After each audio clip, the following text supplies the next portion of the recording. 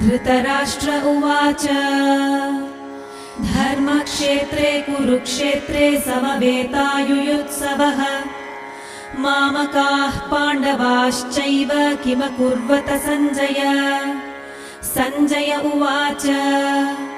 दृष्ट्वा तु पाण्डवानीकं व्यूढं दुर्योधनस्तदा आचार्यमुपसङ्गम्य राजा वचनमब्रवीत् पश्यैतां पाण्डुपुत्राणामाचार्यमहतीं च मूं